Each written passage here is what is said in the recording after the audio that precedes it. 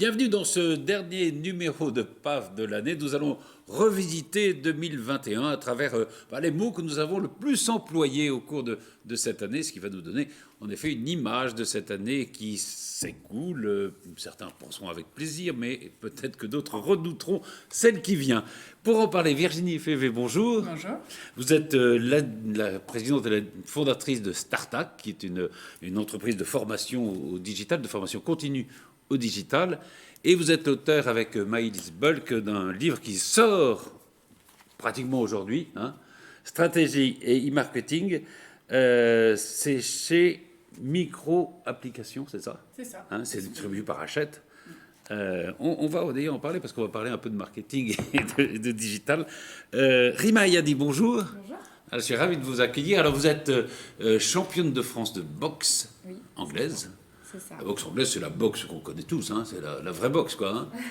La seule. La seule. Et vous allez vous préparer pour le championnat d'Europe au mois de mars, c'est ça. Vous êtes de Poissy, vous entraînez au Muro. Oui.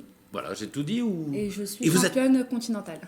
Pardon? Et je suis aussi championne continentale. Ah, ben, racontez-nous, c'est quoi championne continentale? Alors en fait, c'est un classement au niveau continental dans la fédération WBA. D'accord. Oui. Et vous êtes aussi la fondatrice d'une association qui s'appelle Premier Round, qui est faite pour inciter les jeunes à se tourner vers le sport, parce qu'on aura peut-être le temps de parler un peu de votre histoire, mais le sport est venu assez tard dans votre vie. C'est ça. Le sport a changé ma vie, donc j'ai envie de le partager avec tout le monde. Absolument. Geoffrey Meyer, bonjour. Bonjour. Vous êtes avocat au barreau de Versailles et secrétaire de la conférence du stage. Absolument. Jean-Charles Joly. Bonjour. Bonjour, vous êtes éditeur, toujours président des éditions La Jolie. Absolument. Qui n'édite pas non, FV, mais oui, le prochain livre peut-être. Pourquoi pas. Quoique c'est plutôt des polars. Oui, mais dans le monde du marketing, c'est pire que dans le polar. Absolument. Un suspense incroyable. Et Nicolas Dandry, bonjour. Bonjour Patrice, bonjour à tous. Vous êtes journaliste à la chaîne, sur TV 78 et spécialiste de l'économie. Alors, il y a plein de mots sur lesquels on pourrait évidemment s'arrêter. Peut-être qu'on va commencer quand même par un qu'on a appris depuis peu de temps, enfin, sauf ce qui avait fait du grec dans la vie, c'est l'Omicron. Omicron, je ne sais pas. Je crois qu'il faut dire Omicron, non? Il faut dire Omicron. Mais il est ravageur, quoi. Oui, il a l'air. Il a l'air. Il semblerait, oui. En tout cas. Non, c'est vrai. Mais il est surtout ravageur dans l'esprit des gens et des gouvernants de tout pays, quoi. Parce que c'est médicalement, ça paraît quand même assez troublant, cette sorte d'emballement, de peur totalement irraisonnée. Je trouve ça effrayant, quoi. C'est beaucoup plus les ravages intellectuels que les ravages physiques qui me font peur. Moi. Franchement, je suis atterré par tout ce qui se passe. Je ne sais pas si c'est irraisonné. En réalité, Omicron, il a une double difficulté par rapport aux prérogatives qui sont les nôtres actuellement. C'est que premièrement, il a un taux de contagiosité qui est très important, a priori. Et il a aussi également, a priori, un taux de résistance au vaccin plus fort que les précédents variants qui étaient variant Delta et le premier dont je n'ai plus le nom. Et ça pose quand même une difficulté parce que si il prolifère plus vite et qu'il est plus résistant au vaccin, à un moment, il va avoir pour conséquence peut-être de saturer les services de santé, les services de réanimation, et on sait quelles conséquences peuvent avoir cette saturation sur nos libertés individuelles, malheureusement. C'est tout à fait exact, mais il y a 15 jours, Omicron était quasiment un virus anodin, on disait c'est pas grave, et là c'est les informations d'aujourd'hui. Donc demain, je veux dire, on va nous dire que finalement c'est un petit peu moins grave, je veux dire, tout le monde navigue à vue, et... c'est vrai qu'en fait, après il y a les faits, ça relance quand même l'épidémie, et il y a de nombre de cas qui se multiplient, que ce soit en France, même dans les pays européens. L'Autriche a reconfiné sa population. Les Pays-Bas aussi. Alors, voilà, il y a peut-être une peur de la part des gouvernements qui prennent des décisions peut-être hâtives, mais il y a quand même des faits qui sont que les taux de contamination et les contaminations repartent à la hausse de manière très forte. En tout cas, on reparle d'un éventuel reconfinement. Quand vous avez connu le confinement, évidemment, en tant que sportif, comment ça se passe là? C'est compliqué? C'est très compliqué parce que c'est une habitude de s'entraîner et c'est un besoin pour moi. Et donc d'être enfermé, ça a été compliqué pour tout le monde. Bon, je faisais quand même mon footing, on avait le droit. une petite aire. Il fallait une petite autorisation de sortie, vous vous souvenez de ça? On ne se souvient plus tout à fait de ces... C'était il n'y a pas si longtemps. Il n'y a pas si longtemps, oui. C'était très dur. Le sport avait une autorisation pour les gens aussi malades. À un moment donné, j'avais l'autorisation en tant que sportif de haut niveau d'aller m'entraîner. Mais ça a pris un petit moment quand même. Et les championnats ont été arrêtés, évidemment, à ce moment-là. Il n'y avait aucune compétition. Du coup, j'ai organisé avec mon club le championnat de France à huis clos, sans public, mais j'ai quand même pu l'organiser. C'est vous qui l'avez organisé, vous-même. Et c'est vous qui l'avez remporté. Oui. C'est jamais mieux servi que par soi-même, en fait. On organise. On organise parce qu'il n'y avait plus d'organisateurs, il n'y avait plus de promoteurs. Tout le monde était un peu pris en otage, donc on s'est lancé de façon indépendante. Absolument. Et le championnat d'Europe, on croise les doigts pour le mois de mars, parce qu'évidemment, c'est vrai qu'on est dans des périodes où on ne peut rien prévoir. C'est ça aussi une des choses qui est il y a pas mal d'annulations dans le sport aussi, dû à tout ce qui se passe en ce moment. Donc je croise les doigts pour mars.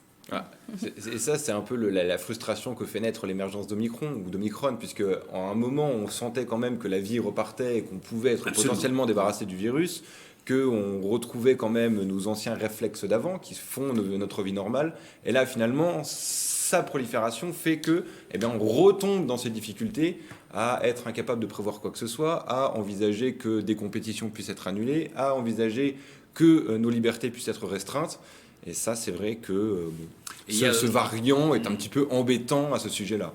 C'est vrai qu'il y a en effet cette vague comme ça. C'est-à-dire qu'à chaque fois, on croit s'en sortir, et à chaque fois, il y a un variant qui arrive et qui remet tout en cause. Il y a quand même une chose, mais le spécialiste économique va nous éclairer, c'est que nous, à la petite semaine, les gouvernements, on est là, oui, ça va être un drame, etc. Et on n'a jamais commandé autant d'avions qu'en ce moment. Donc j'imagine que si les compagnies aériennes, qui sont quand même pas des bisounours, achètent les Airbus par vague de 300 appareils, c'est qu'ils ne doivent pas être si inquiets que ça, je pense. Après, c'est aussi le fait qu'il y ait des nouveaux appareils plus performants, peut-être, qui arrivent sur le marché. Et puis on met combien de temps pour construire un avion? Alors ça, je ne suis pas spécialiste aéronautique, mais... Ils imaginent qu'on va continuer à voler, que ça ne va pas s'arrêter. Voilà, ils sont sûrement plus optimistes que nous. Il y aura une belle reprise aussi. Je pense que les entreprises ont connu ils ont vu qu'il y avait une reprise, il y a des perspectives, il y a des aides aussi, des aides gouvernementales qui ont pallié à la crise sanitaire, et ensuite un plan de relance assez massif dans tous les pays européens, tout du moins.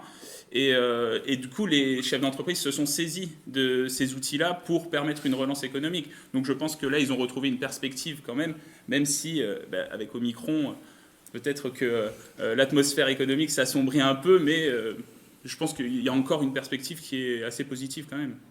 Il y a en effet des conséquences. Il y a un mot qui est apparu et qui probablement va rester, c'est le télétravail. Ça, clairement, c'est une réalité. C'était une réalité avant la crise sanitaire, et la crise sanitaire, comme beaucoup de phénomènes, finalement, est venue accélérer des tendances assez lourdes, et notamment le télétravail qui s'est clairement installé dans l'ensemble des entreprises françaises et peut-être européennes aussi. Est-ce que ce sera une tendance, je ne sais pas si c'est une tendance lourde, non quand même, pour l'instant, on s'y adapte, mais est-ce qu'à terme, c'est l'avenir de l'entreprise, puisque l'intérêt d'une entreprise, c'est aussi se retrouver ensemble, partager, avoir un groupe, des interactions sociales, et c'est vrai que le télétravail, puis je pense que c'est l'avocat qui parlera, mais ça pose d'autres questions. On est soumis à une sécurité des salariés. Chez soi, qu'est-ce qu'on fait? Quelles sont les obligations de l'employeur? Comment on laisse travailler les gens comme ça à distance? On s'est aperçu dans les petites études qu'on peut avoir, qu'au fond, parce qu'il pouvait y avoir une crainte des employeurs, qu'est-ce que vont faire les gens chez eux, peut-être que ils vont dormir au lieu de travailler, mais finalement on s'est aperçu que les gens travaillaient presque plus en télétravail qu'en présentiel. Je pense qu'il faut distinguer deux choses dans l'entreprise. Il y a le travail individuel et il y a le travail collectif. Je pense qu'un salarié chez soi, et là ça dépend encore une fois, on ne peut pas généraliser, mais ça dépend du salarié, mais le travailleur individuel est plus performant quand il est seul chez lui, alors que le travail collectif, vaut mieux être en entreprise, travailler ensemble et face à face, parce que c'est plus performant, notamment dans le cadre de l'innovation et de la recherche et développement. Moi, j'ai rencontré plusieurs chefs d'entreprise sur le territoire de Saint-Quentin en Yvelines qui me disent que le brainstorming est plus performant en présentiel qu'en visio, parce qu'il y a de la communication non verbale qui est importante, et puis l'échange est plus fluide qu'en visio. Et puis après, il y a la question qui se pose, c'est, OK, on peut travailler mieux chez soi, mais en région parisienne, on a des petits appartements. Pendant le confinement, on avait les enfants. Donc les gens se retrouvaient avec du bruit, dans des petits espaces, pas forcément adaptés au travail. Alors, donc il y a temps de travail et productivité. Est-ce qu'on est aussi productif dans un environnement comme ça ? En contrepartie de ça, il y a pas mal d'entreprises qui sont aperçues qu'au fond, elles avaient des grands bureaux qui ne servaient pas à grand-chose, qui réduisent l'espace du travail, en s'adaptant justement au télétravail, donc en louant des espaces moins grands, en faisant des bureaux collectifs. L'idée qu'autrefois, quand on est dans une entreprise, chacun avait son bureau, c'est en train de disparaître, quoi. C'est vrai que ça aussi, c'est un changement important. Ce phénomène a amené aussi l'accélération du développement de tiers-lieux, d'espaces de coworking. Et là, ça peut répondre au problème que vous soulignez, c'est-à-dire que les gens ne vont pas travailler chez eux, mais ils vont aller dans un tiers-lieu, alors un espace en fait souvent porté par des collectivités territoriales d'ailleurs. C'est des bureaux qui sont mis à disposition de personnes individuelles et qui viennent travailler dans un espace, un tiers-lieu, que ce soit en dehors du travail ou du domicile, quoi. Climat, le télétravail en boxe, ça marche pas. J'ai donné des cours en visio. Ah oui. Ouais, j'ai donné des cours de boxe en visio, mais moi, pour préparer une compétition, c'est pas possible. Ouais, pour préparer, il faut vraiment être sur le ring. Ah oui. Oui, pardon, Jean-Charles. Non, je disais que dans tiers-lieu, l'intérêt, c'est que c'est au-delà du coworking, parce que dans un tiers-lieu, il y a justement ce que vous disiez. Il y a d'autres gens, mais il y a aussi, la plupart du temps, la possibilité de boire un verre, des lieux de convivialité, quoi. C'est pas juste un poste de travail, c'est un truc où on retrouve, alors pas forcément les salariés de sa boîte, parce qu'on est désolé, mais d'autres salariés, et ça rattrape un peu ce côté absolument terrible du télétravail, où tout le monde est tout seul. Et ça apporte du lien social, en fait. Absolument, finalement, ça répond aussi à une problématique de la crise sanitaire qui a cassé le lien social. Voilà, donc c'est pour ça que le tiers-lieu, c'est pas mal. Même si le nom est horrible, mais bon. Autre nom qu'on a beaucoup prononcé, c'est le pass sanitaire qui va devenir probablement un pass vaccinal. C'est-à-dire que c'est l'obligation de vaccination, sans dire son nom, en gros, hein, le pass vaccinal, non ? Oui, tout à fait, effectivement. On sent c'est-à-dire que ce que disent d'ailleurs à l'origine de cette mesure, c'est qu'au fond, une vaccination obligatoire, c'est très compliqué de contrôler. Parce qu'il faudrait faire des contrôles comme ça, on prendrait des gens dans la rue, est-ce que vous êtes vraiment vacciné, mettre une amende, c'est compliqué. Quand on a un pass vaccinal, c'est beaucoup plus facile de contrôler. Alors oui, au moins ça a pu cette même difficulté. C'est à partir du moment où il y a un pass vaccinal. Et donc ça rend la vaccination obligatoire. Ça rend la vaccination obligatoire, effectivement. C'est vrai qu'on sent que le gouvernement a changé de prisme. C'est qu'au départ, ils avaient encore laissé la possibilité aux gens soit de se vacciner, soit de fréquenter les lieux qui sont, auxquels on peut accéder par la possession d'un pass sanitaire avec un test ou une preuve de guérison. Là maintenant, non, c'est terminé, c'est la vaccination obligatoire. Et là aussi, ça va également poser quelques problématiques juridiques concernant l'obligation de vaccination contre la Covid-19 étendue à l'intégralité de la population. C'est-à-dire, cela dit, avec un pass vaccinal, on n'est pas obligé de se faire vacciner, mais on ne peut pas accéder à un certain nombre de choses. En gros, c'est ça. Ah bah effectivement. On n'est pas obligé d'aller au restaurant. Ah non, on peut tout à fait ne pas être vacciné. Obligé d'aller travailler dans sa boîte. Je ne voudrais pas qu'on pense que je suis contre, mais voilà, c'est un pass pour avoir une certaine vie sociale. Voilà, c'est tout à fait normal. Je veux dire. Oui, tout à fait. Non, mais effectivement, il n'y a pas dans les grandes libertés publiques, il n'y a pas de droit au restaurant, il n'y a pas de droit au bar, et il n'y a pas de droit au cinéma. Donc effectivement, c'est un choix qui sera fait par les citoyens en conscience, puisque pour l'instant, alors ça c'est une autre problématique, le pass vaccinal n'est pas obligatoire pour accéder à son lieu de travail. Mais il risque de le devenir. C'est en discussion, effectivement. C'est là, je pense que ça va créer une vraie problématique juridique.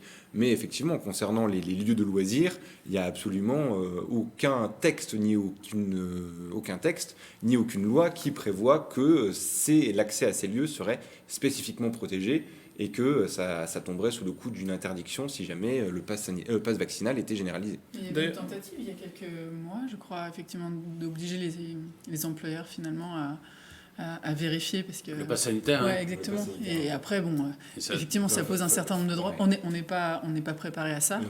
Et qu'est-ce qu'on fait je pense qu'en réalité, à cette époque-là, ils avaient mis l'idée sur la table parce que c'était une nécessité pour qu'on puisse casser les chaînes de contamination. Mais effectivement, ils se sont rendus compte que ça posait trop de problématiques juridiques et que, quitte à traiter certaines difficultés, il fallait traiter les plus prégnantes, et notamment celle des contaminations dans les lieux publics, enfin des lieux de vie sociale, et que pour le travail, il fallait encore préconiser le télétravail, enfin la généralisation du télétravail, et puis voir si après on arrivait à résoudre les problématiques comme ça. Et c'est vrai que ça dépend aussi, c'est des petites entreprises, des grandes entreprises, des petites entreprises où tout le monde se connaît, où chacun sait si les autres sont vaccinés ou pas. Dans d'autres entreprises, c'est un peu différent. Les partenaires sociaux soulignent d'ailleurs à ce propos que ça serait difficile à mettre en place, et c'est pour ça qu'ils sont totalement opposés à ça, parce que c'est une lourdeur administrative. En même temps, c'est rassurant, je trouve, mais non. Mais c'est rassurant, mais ça pose aussi la question de la capacité du contrôle des employeurs, de leur capacité juridique à contrôler l'accès des personnes vaccinées dans leur entreprise. C'est un vrai casse-tête juridique qui s'annonce si jamais ils veulent faire passer cette mesure. Dans les dialogues, pardon. Mais dans les dialogues, je trouve que c'est compliqué. Ça complexifie les relations, ça tend les relations avec les salariés. Mais en même temps, quand on arrive dans une entreprise, dès qu'elle a une certaine taille, on a un badge pour rentrer dans l'entreprise, donc avec son identité.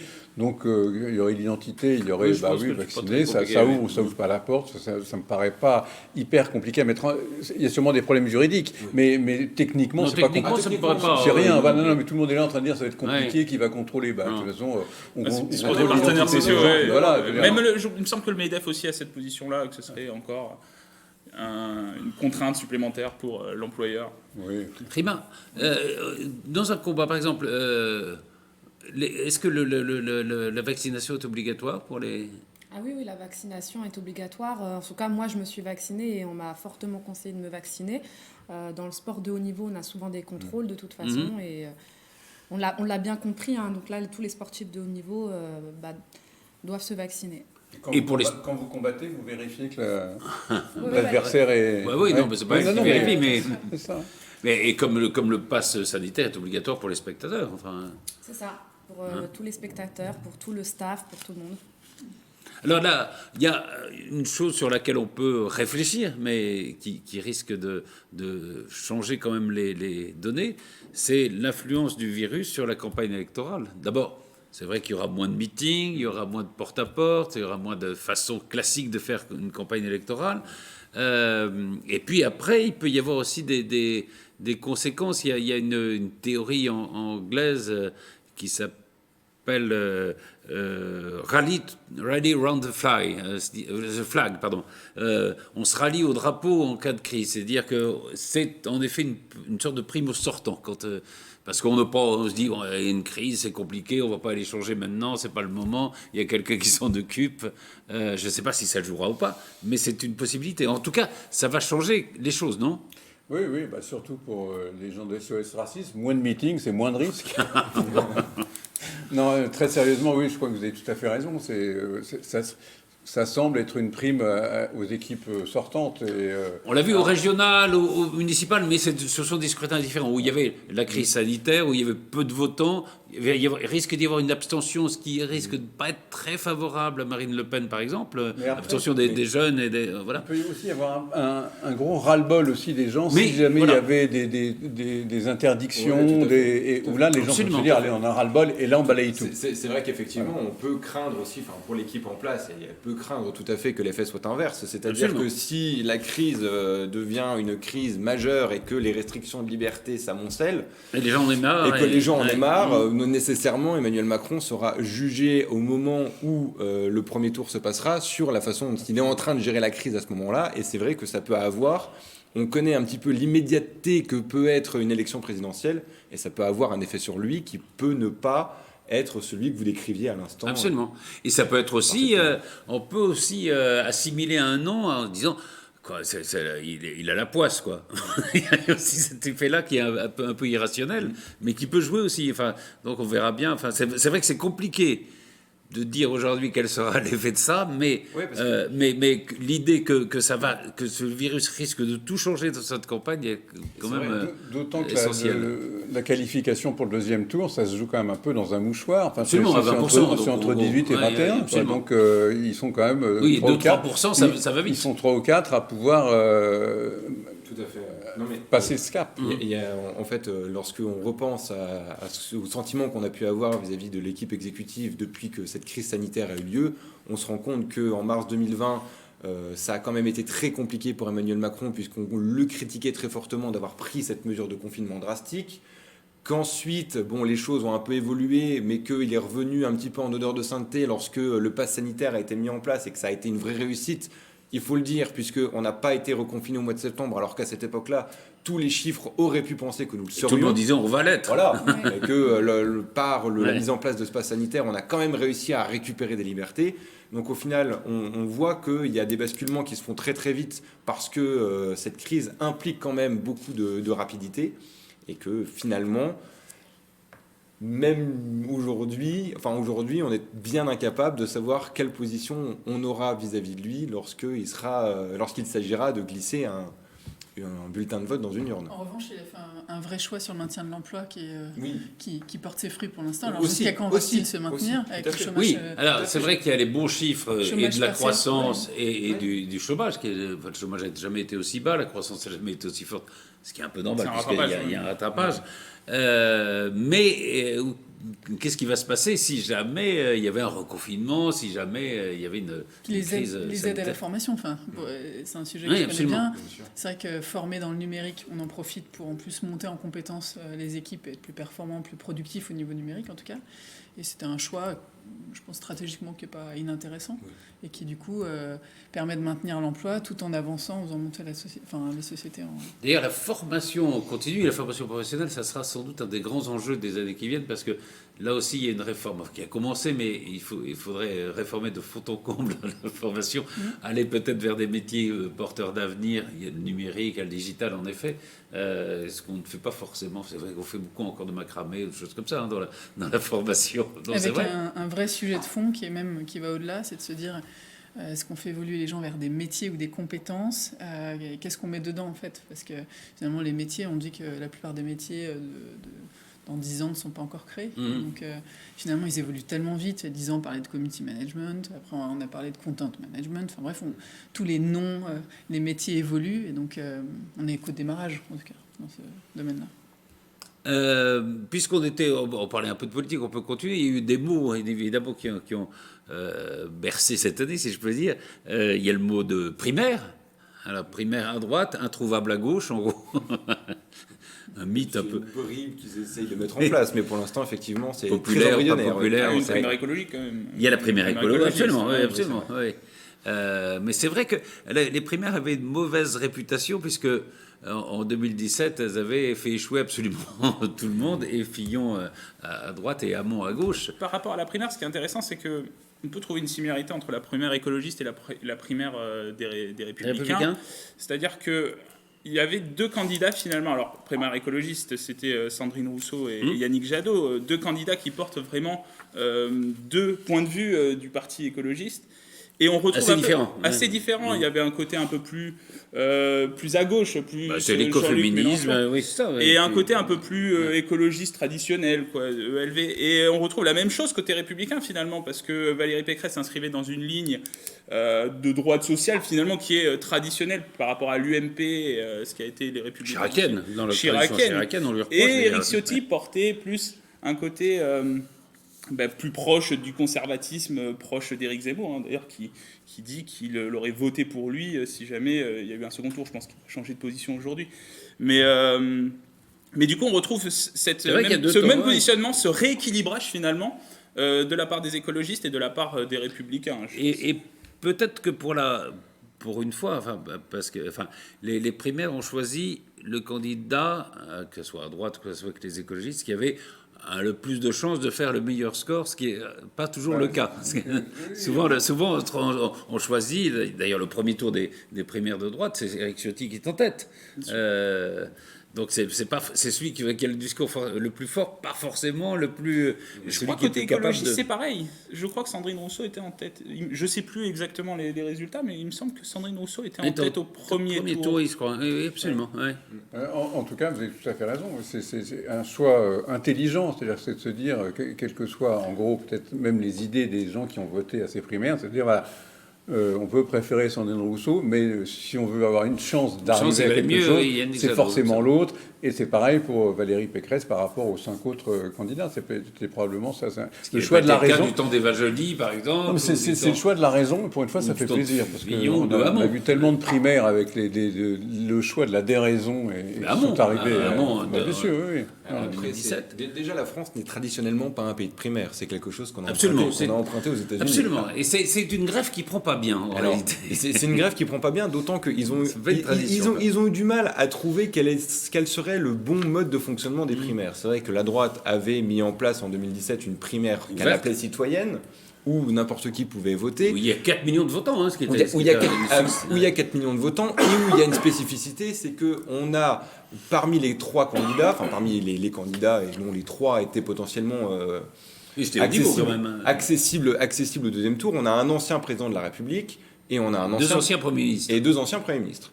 Et c'est vrai que sans doute que la présence de Nicolas Sarkozy et la présence d'Alain Juppé peuvent quand même expliquer le fait que François Fillon ait fait des scores si élevés.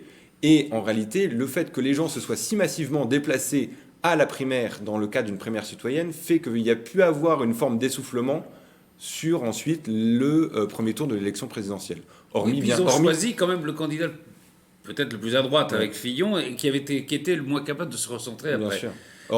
Et c'est assez amusant parce que c'est vrai que tout le monde disait en 2016 quel succès cette primaire de droite, 4 millions de votants et tout ça, et tout le monde disait avant la primaire LR que c'est ridicule, c'est un seul parti qui vote, il y a 150 000 votants, c'est rien du tout. Et finalement, on verra ce qui va se passer, mais on a l'impression que ça a mieux marché cette primaire interne qu'une primaire ouverte. Bien sûr, en fait, bien sûr, correspond peut-être plus à la tradition française, qui est une tradition de parti, même s'ils sont un peu en crise. C'est le renouveau des partis, parce que un peu, oui. Ce qu'on voit, c'est quand même assez troublant. Depuis quelques années, les gens qui dirigent les partis politiques sont les premiers à dire non, mais nous, on dirige le parti, mais on ne veut surtout pas être candidat, on ne sera surtout pas candidat. Alors que c'est justement peut-être ce que les gens veulent, c'est qu'un parti soit dirigé par quelqu'un et que ça soit une sorte de suite logique, en disant il dirige le parti de façon qui nous convient, on est militant, et puis on va voter pour lui. Alors que là, on a des chefs de parti qui ne représentent plus qu'eux-mêmes, enfin on ne sait pas trop. Alors, il faut dire que Christian Jacob, lui, s'est bien débrouillé parce qu'il a quand même réussi à organiser cette primaire dont tout le monde se moquait. Personne n'y croyait, honnêtement. Ça, c'est bien. Après, ça s'inscrit quand même dans la tradition de la Ve République. Général de Gaulle, quand il écrit la constitution de la Ve République, c'est mettre fin à cette suprématie des partis, finalement. Et du coup, là, finalement, on revient, il y a un retour des partis, à la tradition de la Troisième ou de la Quatrième République, où les partis prennent le pas sur l'exécutif, finalement, parce que c'est ça, finalement, c'est que c'est les partis qui désignent un candidat à la présidentielle. Il ne faut pas faire de contresens non plus. De Gaulle était contre le gouvernement des partis, c'est-à-dire l'instabilité de la Quatrième République, pas contre les partis eux-mêmes. Oui, mais là, c'est le gouvernement des partis. Il a fait lui-même l'UNR, etc. Donc, ce serait les partis qui désigneraient les candidats à la présidentielle.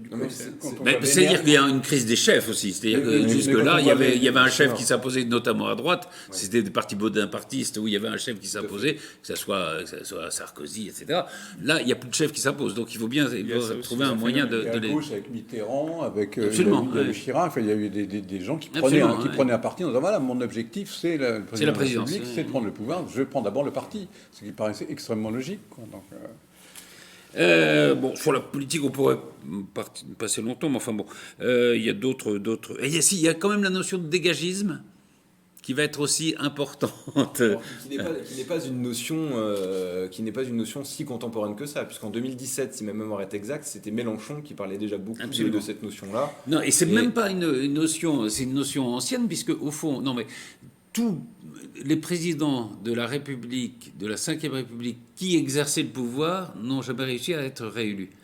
Je veux dire, les deux seuls qui ont été réélus, c'est Mitterrand et Chirac, qui étaient des présidents de cohabitation. C'est-à-dire que ceux qui détenaient vraiment le pouvoir, c'était leur Premier ministre de l'époque, qui était d'ailleurs candidat contre eux, Chirac contre Mitterrand et Jospin contre Chirac. Et les trois autres, que ce soit Giscard, Sarkozy ou Hollande, ou ont été battus ou n'ont même pas pu se représenter. Donc ça serait... Il y a quand même un dégagisme fort, même avant que le mot soit inventé. Oui, absolument. Donc ça sera encore une notion. Peut-être... Pardon. Non, finalement, je m'étais déjà fait cette réflexion et vous venez d'en reparler, c'est que finalement la cohabitation, l'alternance entre les élections législatives et les élections présidentielles, ça faisait quand même du bien, c'était une vraie respiration démocratique, donc on peut se poser la question finalement de la nécessité au septennat, ou de la nécessité d'avoir imposé un quinquennat, mais bon, c'est un autre sujet qui n'est pas à l'ordre du jour aujourd'hui. Alors on va passer peut-être à la société, parce qu'il y a des mots qui sont arrivés qu'on ne connaissait pas. Il y a le mot genré, par exemple, il y a le mot woke, c'est vrai. Le wokisme, le woke. Cauchemar, en fait. Mais, j'allais dire, je pense qu'on va laisser Jean-Charles tout seul s'exprimer sur ce sujet. À mon avis, ça ne va plus. Je ne sais pas pourquoi. C'est totalement... Faut dire peut-être, définir un petit peu ce que c'est. Le woke, c'est éveillé, en anglais, c'est un mouvement qui vient des États-Unis et qui consiste à éveiller les gens sur les difficultés que peuvent rencontrer des personnes en raison de leur appartenance, de leur couleur de peau, etc. Donc en soi, c'est pas si mal d'éveiller les gens aux inégalités. En réalité, le problème de ce mouvement-là, excuse-moi Jean-Charles, c'est que c'est un mouvement effectivement qui s'était finalement intégré au Black Lives Matter lorsqu'il y avait eu justement cette révolte de la communauté noire par rapport au traitement dont ils peuvent faire l'objet sur les violences policières notamment. Et ça, c'est vrai que on pouvait être d'accord avec cela. C'est vrai qu'il y a une difficulté avec la communauté noire aux États-Unis par rapport à la façon dont ils sont traités par les autorités policières et judiciaires. Maintenant, c'est vrai que c'est un mouvement quand même qui a évolué et qui a dérivé sur d'autres sujets sur lesquels on peut peut-être être un petit peu moins d'accord. C'est totalement tragique. Vous dites au départ c'est une bonne idée. Oui, c'est peut-être comme le communisme aussi sur le papier. On dit oui, c'est bien. Puis après, on a rarement vu un endroit où ça pouvait être bien. Et là, c'est pareil. On en arrive à ce qu'aux États-Unis, les universitaires sont obligés de proposer à leurs élèves je vais parler de ce livre-là. Est-ce que ça dérange quelqu'un dans la salle? Il y a toujours quelqu'un qui dit ah ben oui, parce que moi en tant que femme, ça va me déranger. Moi en tant qu'Amérindien, en tant qu'ancien Français qui a immigré, il y a toujours quelqu'un qui dit. Donc la liste des ouvrages étudiés et des possibilités d'études aux États-Unis est en train de migrer, de s'amenuiser, et on voit la même chose en France quand on voit que il y a des intellectuels brillants à qui on interdit de se produire dans des facultés. Parce qu'on dit, non, ça va déranger. Il y a ce professeur de Sciences Po Grenoble qui avait dénoncé l'islamo-gauchisme dans cette université, et c'est lui qui a été sanctionné finalement, alors qu'il a été menacé, etc. La question sur le wokisme, est-ce que c'est un terme pertinent en France? Et est-ce qu'il ne faut pas plutôt le laisser aux Américains, comme on a dit tout à l'heure aux primaires? Laissons les primaires aux Américains, c'est pas bien dans l'histoire de France. Là, est-ce que le wokisme est pertinent pour décrire une situation et un phénomène politique en France? C'est la question qu'on peut se poser aussi. Ça gagne en tout cas. Ça gagne. Ce que reprochent les opposants au wokisme, c'est que ça gagne notamment dans les universités. C'est pas que là, mais c'est totalement tragique. Partout, dans tout le comportement du jeu. Et c'est bu par certaines personnes. Vous évoquiez tout à l'heure Sandrine Rousseau. Elle était totalement là-dedans. Je veux dire, c'est un peu différent. C'est l'écoféminisme qui considère que les hommes ont épuisé la nature comme ils ont épuisé les femmes. Ils sont servis de la nature comme ils sont servis des femmes. C'est une autre théorie. Des hommes déconstruits. Mais l'une découle de l'autre, hélas. Et puis Rima, est-ce que vous avez, par exemple, dit la boxe c'est pas fait pour les filles, par exemple? Oui, complètement. Ah oui? Oui, quand j'ai annoncé à mon entourage que je me lançais dans la boxe, j'ai eu énormément de remarques négatives parce que c'est un sport qu'on peut dire genré, où on pense souvent que c'est un sport masculin. Donc, c'est vrai, oui. Non, mais a priori, comme ça, oui, on peut penser ça, oui, en effet. Bizarrement, dans les salles de boxe, j'ai jamais subi ça. C'est plus... Pourquoi on croit ça? Parce que, est-ce qu'on n'a pas aussi une fausse idée de la boxe, enfin, qui serait liée à une sorte de violence? C'est violent, il y a des coups, on reçoit des coups, tout ça, mais c'est pas juste la violence, la boxe. Oui, alors on va se dire, une femme, elle n'est pas faite pour donner des coups, une femme... C'est plutôt qu'elle n'est pas faite. Enfin, on s'imagine qu'elle n'est pas faite pour les recevoir, surtout. Pour les donner, surtout pour les recevoir. On imagine mal. C'est vrai que je suis peut-être très macho, mais on n'a pas envie forcément de voir une femme, l'arcade sourcilière qui pisse le sang, etc. Alors qu'une photo de boxeur de poids lourd qui vient de s'en prendre plein la tête pendant une dizaine de rounds, c'est pas gênant. C'est peut-être une question d'habitude, mais c'est vrai qu'on n'a pas. C'est une qu'il faut changer avec le temps, et c'est pour ça que je suis bien contente que d'année en année, on voit le sport féminin prendre de l'ampleur, et à un moment donné, ça deviendra normal de voir une femme, malheureusement avec l'arcade ouverte, mais ça devrait être normal parce que c'est un sport non pas masculin, mais c'est un sport tout court. Mais ça progresse quand même. Regardez, il y a quelques années, il y avait des commentateurs de football, quand ils voyaient des femmes jouer au football, qui disaient mais c'est pas le même sport. Aujourd'hui, ça fait des scores incroyables. Enfin, ça a fait des scores incroyables, ça redescend déjà. Et enfin, je veux dire, encore une fois, ne me tapez pas dessus, mesdames. Mais enfin, je veux dire, on regarde un match de foot, on a quand même l'impression que la télévision te ralentit. Enfin, je veux dire, le match de foot féminin, non, c'est pas. Il faudrait se mettre au rugby alors. Le rugby féminin est très beau. Et d'ailleurs, je dis pas que c'est désagréable à regarder, mais c'est pas la même chose. Pour le rugby féminin. Je suis pas d'accord. Alors certes, je peux comprendre qu'on ait moins de plaisir à regarder un combat, un match féminin. Non, un combat, non, c'est mieux quand c'est féminin, les combats de boxe. Souvent, on dirait ça, vous êtes là en plus. Donc, souvent, les commentateurs disent que les combats féminins sont vachement plus engagés.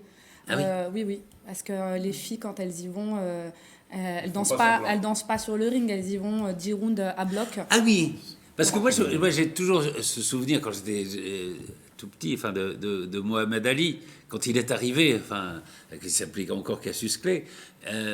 On avait, je crois, contre Sonny Liston, enfin peu importe, mais il y avait un poids lourd comme ça qui bougeait pas. Il y avait un type qui dansait autour. C'était extraordinaire. Très aérien. Et Mohamed Ali, c'est à part. Il n'y a qu'un Mohamed Ali. Il n'y en a qu'un, oui. Ce que je dis, c'est qu'aujourd'hui, le public veut voir un combat, veut voir des deux personnes, que ce soit 2 hommes ou 2 femmes, s'affronter. Donc après, il y a ceux qui aiment la boxe aérienne. Donc moi, Mohamed Ali, je suis fan, c'est mon boxeur préféré. En revanche, le public, quand il regarde un combat de boxe, il a envie de voir 2 personnes vraiment se... Et vous êtes moins aérienne, alors vous êtes plus dans le combat. Je l'ai été parce que je l'ai été en amateur, en boxe olympique. Ouais.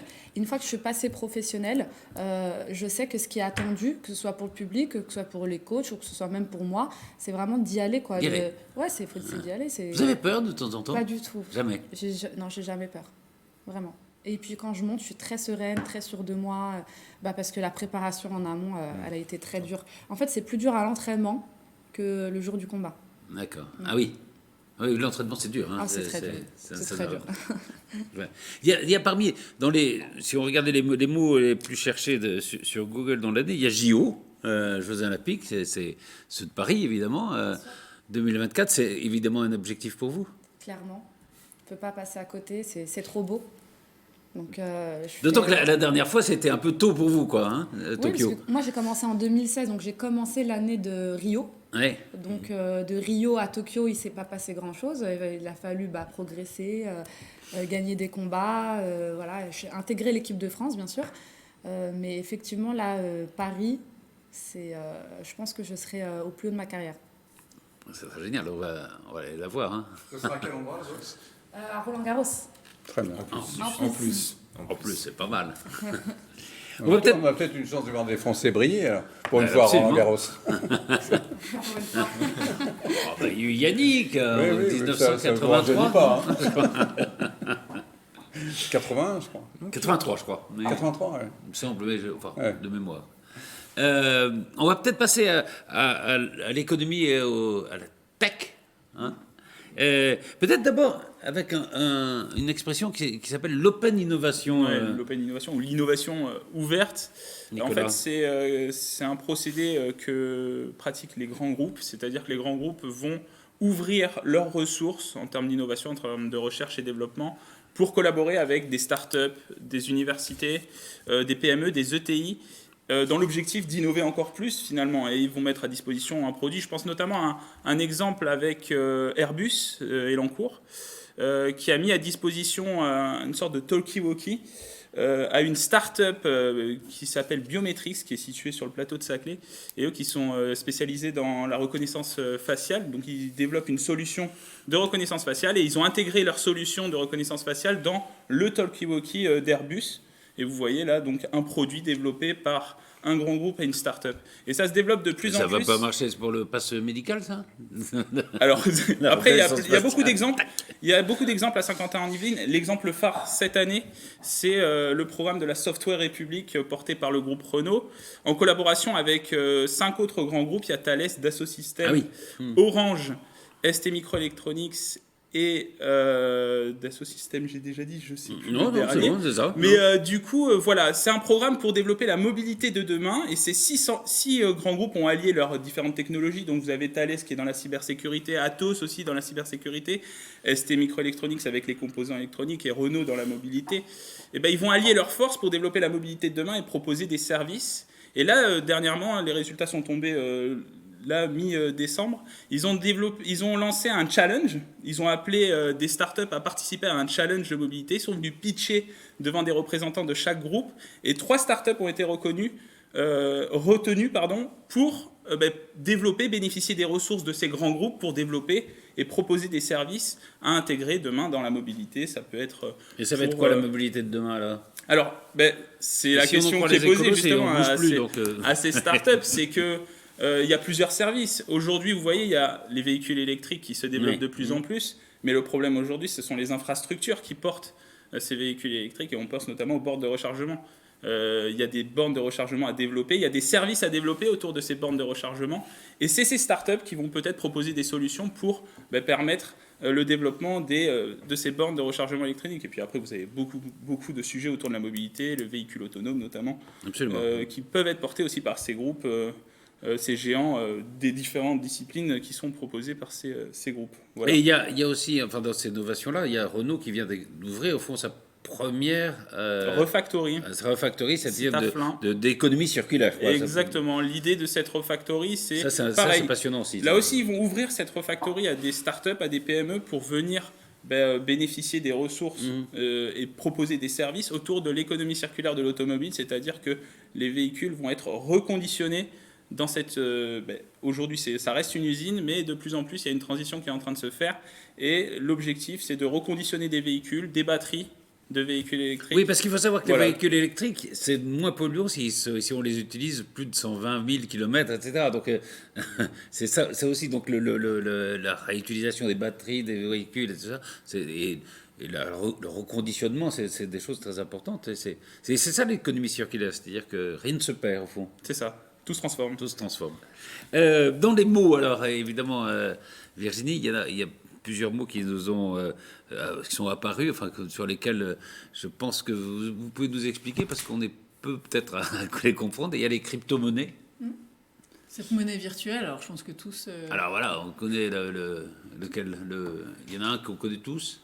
Le Bitcoin. Bitcoin. Ouais. Mais on ne sait pas ce que c'est, en fait. En fait, ces monnaies sont parallèles, elles permettent des échanges, souvent autour de la blockchain, donc il n'y a pas d'intermédiaire. La blockchain, c'est quoi?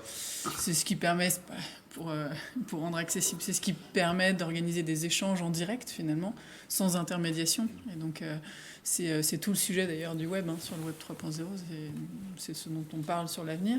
Il y a beaucoup de monnaies virtuelles, il y en a de nombreuses. Oui. On sait qu'on peut gagner beaucoup, mais on peut perdre beaucoup, ça fluctue énormément. On dit qu'il y a des gens qui ont mis 1000 euros, par exemple, qui ont gagné 2 millions assez facilement. Et on dit même, j'ai eu un article qui disait qu'il y a de moins en moins de gens qui travaillent aux États-Unis parce qu'il y a beaucoup de gens qui ont gagné des fortunes avec les monnaies virtuelles. Oui, et il y en a qui en ont perdu énormément. Alors, c'est comme la bourse, il y a des gens qui ont beaucoup gagné. Et je pense que c'est très risqué quand on n'y connaît pas grand-chose, c'est comme tout. Après, c'est vrai qu'il y a quand même des belles progressions qui sont 15 fois plus rapides que nos monnaies actuelles. Donc, je regardais quand même sur des sujets sur Internet, sur le fait est-ce que ça aurait organisé des échanges illégaux, est-ce que ça a permis ça à la monnaie virtuelle? Finalement, non. Pas tant que ça, je crois que c'est 0,34% des échanges. Donc ça reste une alternative. Il y a de plus en plus de pays d'ailleurs qui s'y intéressent de près. Donc c'est intéressant, quoi. Je trouve que c'est vraiment un sujet d'avenir, quoi. Et ça... je vais peut-être vous laisser la parole parce que je vais vous libérer dans quelques instants parce qu'il faut que vous alliez plaider à l'autre bout du monde. Ouais, effectivement, c'est vrai que mais là pour le coup, je rejoins totalement votre position. C'est vrai que ces crypto-monnaies sont sont un atout parce qu'on peut avoir une rentabilité très importante lorsqu'on y souscrit, mais c'est aussi effectivement et en réalité un vrai danger puisqu'elles ont une volatilité qui est aussi extrêmement importante. Et ça aussi, alors pour le coup, une manière de confronter quelques expériences que j'ai pu avoir dans le cadre de mon activité, ça a aussi permis à certains escrocs de s'engouffrer dans un système et dans une forme de dérégulation, bien sûr, et de monter des arnaques parce que, sur ces crypto-monnaies-là, parce qu'elles ont représenté à un moment un vrai attrait pour les gens et que nécessairement, tout ce qui présente un vrai attrait, tout ce qui permet de générer de l'argent, notamment lorsqu'il y a une forme de dérégulation, ça attire des personnes qui sont enclines à monter des escroqueries sur ce système-là. Par contre, ça fait rebondir sur les sujets un peu connexes, c'est que c'est tout un monde virtuel qui s'organise. Alors voilà, il y a un monde virtuel. Une vie parallèle qui se met en place. Alors il y a notamment les NFT, les non-funding tokens, les jetons non fongibles. Ouais. Là aussi, alors ça c'est totalement virtuel. Et c'est incroyable. Et c'est incroyable. En fait, il y a des œuvres d'art qui ont commencé à se vendre. Ouais. Comme ça. Scorsese a annoncé que son prochain film serait uniquement financé comme ça. Pas des NFT. Oui. NFT, ouais. Mais il y a un rappeur qui a financé son clip comme ça aussi. Enfin, ça, on sait pas. Moi, j'ai toujours pas bien compris comment ça marchait. Mais on parlait l'autre jour, par exemple, de chaussures virtuelles qu'on peut créer. Mais en fait, on le faisait déjà indirectement dans les jeux vidéo. On achetait bien des. Oui, absolument. Non, mais c'est le monde des jeux qui devient le monde. Pas réel, mais le vrai monde virtuel, au fond. C'est ça. Ça paraissait déjà démesuré que les gens puissent acheter des biens numériques qui jouent et qui s'équipent avec des vêtements, avec des accessoires. Et finalement, ça transpose. Alors, on est vrai qu'on est dans une autre dimension quand même, là. On peut vraiment voir ce qu'on disait, le tweet premier. Alors, il y a le premier SMS là, qui est en vente, qui était Happy Christmas. Je ne sais plus quel prix, mais je crois que c'est un plus d'un million. Enfin, c'est un prix très important. Très important. Il y a eu en effet le premier tweet qui s'est vendu aussi. 2,5 millions. 2,5 millions, oui. Les sportifs aussi. On peut acheter des NFT sur des sportifs, non? Oui. C'est ça, je crois. Non, c'est des crypto-monnaies sur les sportifs, je crois. Enfin, par exemple, je sais que Messi est payé en partie en crypto-monnaie. Absolument, oui. Oui, mais peut-être ce dont vous parlez, c'est une sorte d'album Panini virtuel. C'est ça. Et puis, il y a alors, au-delà de tout ça, pour aller vite, le métavers, c'est-à-dire ce monde. Alors, ça, c'est Facebook qui a créé. Enfin, Facebook devient méta. Donc, c'est quand même quelque chose d'important. Le métavers, c'est donc ce monde virtuel qui va être le nôtre, quoi. Et Adidas parlait là récemment de son achat de terrain 1,6 million. Et avec le lancement de ces NFT derrière, en fait, c'est vrai qu'il y a une vraie vie qui s'organise. Il y a même d'ailleurs des dérives en ce moment sur les harcèlements sexuels sur Metaverse. Donc c'est quelque chose qui n'est pas contrôlé, qui n'est pas régulé. Alors on crée son avatar, en gros. Hein. Ouais, exactement. Et on peut acheter son terrain. On peut acheter son terrain. Là, il y a un papier dans les échos de mardi qui explique qu'il y a des boîtes très importantes qui achètent des terrains virtuels à des prix insensés. C'est totalement effrayant. Là, vous parliez de nouvelle vie. Enfin, moi, je trouve ça. Est-ce que le mot vie a un sens dans ce cas-là? Je ne suis pas persuadé. Mais acheter un terrain virtuel oui, non, mais c'est vrai que c'est peut-être la première fois pour les. Vous y retrouvez bien dans ce monde? Ah, vous aussi? Ouais. Je me disais quand même parce que je me disais peut-être qu'à notre âge, voilà, c'est peut-être la première fois où on se dit qu'est-ce que ça va être le monde de demain. La première fois où on comprend, parce que l'intelligence artificielle, on peut voir ce que c'est, l'homme est augmenté, on peut imaginer. Là, c'est plus difficile à imaginer et c'est pourtant le monde qui nous attend. Mais on peut aussi refuser cette virtualité qu'on essaie de nous imposer. Enfin, je sais que ça va un peu de pair quand les GAFA s'en mêlent, c'est... Avec notre discussion de début d'émission, avec cette folie pour le télétravail, le confinement, l'autoconfinement, etc. C'est virtuel, c'est merveilleux. Maintenant, on dit aux gens, c'est pas la peine. C'est vrai que c'est un monde de solitaire, puisqu'on peut vivre seul dans ce monde virtuel. N'allez plus au musée, puisque regardez, mettez ce casque virtuel, vous allez tout visiter, il n'y aura pas de Covid, il n'y aura personne devant vous. C'est une vie absolument horrible, mais c'est monstrueux. C'est une solitude, et à la fois, enfin quand même, le virtuel, ça permet aussi de rencontrer des gens dans le monde entier, de pouvoir se connecter avec ces gens-là, et c'est ces partages-là qu'on n'aurait pas. Si c'était univoque, ça se saurait. C'est un peu comme les amis Facebook. Enfin, je veux dire, il faut que je libère Geoffrey. Juste, alors, parce que vous aviez 2 personnalités de l'année. Alors, je vous donne mes 2 personnalités de l'année. La première, Ugur Sahin, PDG de BioNTech. Ah oui. Dont je pense qu'il a grandement contribué à la préservation de certaines de nos libertés cette année. Voilà. La deuxième personnalité, alors peut-être de manière un petit peu plus sentimentale, c'est mon confrère Jean-Yves Moyard, avocat au barreau de Lille, grand pénaliste lillois qui est décédé au mois de février 2021. Et c'était un des premiers avocats blogueurs. Et il avait écrit notamment un livre dans lequel il retraçait certaines de ses affaires. C'était un grand avocat très sensible et très enclin à la protection de la personne humaine. Et je lui rends cet hommage en le désignant dans mes 2 personnalités de l'année. Je sais qu'il n'y en avait qu'une, mais vous savez à quel point, que nous devions choisir, mais vous savez à quel point les avocats ont du mal à se conformer à une certaine forme de règles. Donc je vous en ai donné 2, Ugur Sahin et mon confrère disparu, Jean-Yves Moyard, avocat au barreau de Lille. Je vous remercie, je vous libère. Je vous remercie pour votre invitation. Je vous souhaite à tous d'excellentes fêtes de fin d'année. Et belles fêtes. Merci. Vous voulez passer aux personnalités ou vous voulez peut-être qu'on...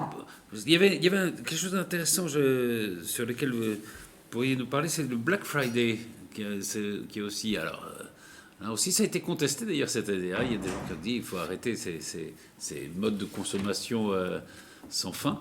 Il y avait d'ailleurs 2 sujets qui étaient un peu liés sur le web. Effectivement, il y a le Black Friday qui a été mitigé, mais pourquoi ? Parce que début de l'année a été incroyable, les 3 premiers mois pour beaucoup d'e-commerçants. On passe comme ça, oui. Donc évidemment, par rapport à l'année dernière, moins, mais en revanche, on a eu vraiment des progressions. Amazon, je crois, a fait x3 sur ses revenus sur le début d'année. Donc évidemment, ça a joué. Alors après, on parlait de... Je sais pas si... On revient sur l'histoire du Black Friday, je n'en sais rien. C'est un vrai sujet. Non, c'est un vrai sujet. Mais non, on ne sait toujours pas vraiment l'origine. Il y en a qui remontent aux années 30, d'autres qui parlent des années 50 et d'autres des années 70. Chez nous, c'est arrivé 2010-2013. Oui, c'est récent chez nous. C'est assez récent. Donc, c'est vrai que c'est intéressant de se dire si un jour on pouvait avoir l'histoire finale. Qui a créé le Black Friday? Exactement, mais voilà. On voit la référence historique, mais oui, d'où ça vient, on ne sait pas exactement. Et après, sur le sujet phare, effectivement, qui est un peu lié, c'est la taxe GAFA, quand même, cette année, qui est, en fait, on avait imposé, chez nous, en France, c'est les 3%, qui avaient rapporté quand même pas mal d'argent. Et puis là, on parle d'une taxation à 15%. Alors, 15% sur le résultat, donc on n'est pas non plus sur le bénéfice. Mais du coup, qui va vraiment, et qui serait mis en place en 2023, et qui va vraiment changer la donne. Et après, avec un consensus quand même international, c'est quand même historique. Oui, cette taxation mondiale préparée par l'OCDE, validée par le G7 puis le G20, c'est quand même historique. C'est fou. Et on va vers plus de multilatéralisme. On avait dit que Donald Trump, ça allait être la fin du multilatéralisme. Tout le monde disait que ça serait impossible d'ailleurs. Il y en a qui a beaucoup travaillé là-dessus, c'est Bruno Le Maire d'ailleurs. Bruno Le Maire a travaillé dessus. Mais bon, après, la taxe, elle va concerner les sociétés qui font plus de 750 millions de CA.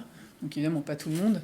Et d'ailleurs, on parle de GAFA, mais il y a aussi les NATU maintenant.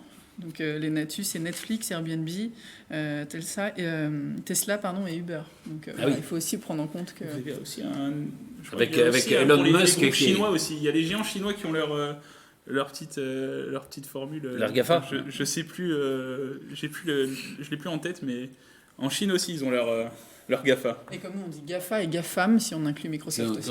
Microsoft, tout dépend de ce qu'on prend dedans. Quoi. Et le Time, ça a fait d'Elon Musk, puisque vous parlez de Tesla, la personnalité de l'année. Vos personnalités de l'année, rapidement? Alors moi, j'en avais 2, pareil. Je ne suis pas très disciplinée. J'avais envie, en fait, comme on est quand même dans l'année des fintech cette année, avec la fintech, c'est quoi? C'est tout ce qui concerne la finance. Voilà. Toutes les startups qui ont levé des levées de fonds incroyables, c'est 30% des levées de fonds, 32% cette année, avec des startups comme Alan aussi, 185 millions de levées, enfin, c'est quand même record. Et donc j'avais envie, dans ma personnalité, moi, de décerner à Hugues Lebray déjà, je ne sais pas si le nom vous parle, mais c'est le fondateur de Compte Nickel. Compte Nickel qui a atteint 2 millions de clients. Alors, il faut que le nickel... 2 millions de clients, 6000 points de vente. En fait, c'est la carte bancaire accessible depuis tous les buralistes. Et donc ça, c'est incroyable. Qui a permis l'accès aussi à des gens qui étaient interdits bancaires de pouvoir un RIB et de travailler. Et voilà, j'ai trouvé que c'était une très très belle réussite, très très belle start-up. Et voilà, en même temps, ça a appuyé sur les fintechs cette année. Et puis ma deuxième personnalité, c'est Valentine Viard, alors peut-être un peu moins connue, mais qui est présidente d'une association BPW qui s'occupe pour les inégalités hommes-femmes, voilà, d'accompagner des femmes sur la montée en compétences via du mentoring et tout. Je trouve que c'est des belles initiatives. C'est bien, et voilà, j'avais envie de reconnaître... Vous aviez des personnalités? Oui, mais je n'ai pas retenu son nom parce que je retiens seulement la performance, mais ça va vous parler. C'est la femme la plus âgée des touristes de l'espace qui avait été commandant de bord, qui avait été pilote, qui avait fait des tonnes de choses. Et on a toujours dit, non, vous êtes une femme, l'espace, c'est pas pour vous. Et je crois qu'à un peu plus de 80 ans, elle est allée vraiment au bout de son rêve et elle est embarquée dans la fusée. Elle a passé un moment dans l'espace. Et je trouve ça beau de n'avoir jamais, de n'avoir jamais abandonné. Et elle a dit, mon rêve, c'était dans l'espace. Et bon, elle a fini par... elle y est parvenue. Je trouve ça magnifique. Donc, Rima, vous avez... Quelqu'un? Moi, c'est plus un remerciement et une très belle personnalité. Donc, c'est Laurent Rochette, qui est le directeur général d'Oxygène Factory, donc un campus basé au Mureaux, directeur général de Seine et Yvelines Numérique, et qui a changé ma carrière parce que depuis que je l'ai rencontré, grâce à lui, j'ai pu organiser du coup tous ces événements sportifs de façon indépendante. Donc, j'ai un très gros soutien de sa part et je voulais le remercier parce que sans ça, je ne serais pas là. Moi, c'est vous, la personnalité de l'année. Merci. C'est vrai, elle est formidable. Et alors, moi, je l'aurais volontiers cité si vous m'aviez pas dit non, c'est moi, alors on va pas se battre. Nicolas, vous aviez quelqu'un? Antoine Dupont. Capitaine de l'équipe de France, vainqueur face au All Black, champion de France, champion d'Europe avec le Stade Toulousain. Le meilleur rugbyman du monde. Peut-être le joueur de rugby français qu'on attend depuis assez longtemps pour porter peut-être l'équipe de France au championnat du monde de 2023 en France. Merci beaucoup. Voilà, on a fait un petit tour. Ça, évidemment, il aurait fallu 2 ou 3 heures pour... Juste un dernier mot. Si on pouvait, en 2022, essayer de parler français et de faire en sorte que tout le monde parle français et d'arrêter ces anglicismes, ce globish en permanent, ces termes déjà compliqués mais qui ne sont jamais traduits. Tout à l'heure, vous parliez de refactory. Il n'y a absolument aucune raison d'appeler ça une refactory. Enfin, économie circulaire, ça se dit aussi, non? Oui, d'accord. Oui, mais c'est vous qui avez employé le terme de refactory. C'est le terme utilisé par Renaud. C'est le terme de Renaud. On ne va pas tergiverser sur Renaud, la langue française. Refactory, il y a Renaud. Oui, très beau. Donc parlons français. On va essayer de parler français, en France en tout cas. Voilà. Après, si on peut coloniser, ça nous arrangerait parce qu'on parle mal les langues étrangères, généralement en français. Merci infiniment Virginie Févé, merci beaucoup Jean-Charles Lajoigny, Réma Yadi, merci beaucoup. On va se voir, on va aller un petit peu plus loin sur, si vous êtes d'accord. Et Nicolas Dondry, à très vite. À très vite. Et à très vite. Bonne fête à tous et à très vite pour un nouveau numéro de PAF.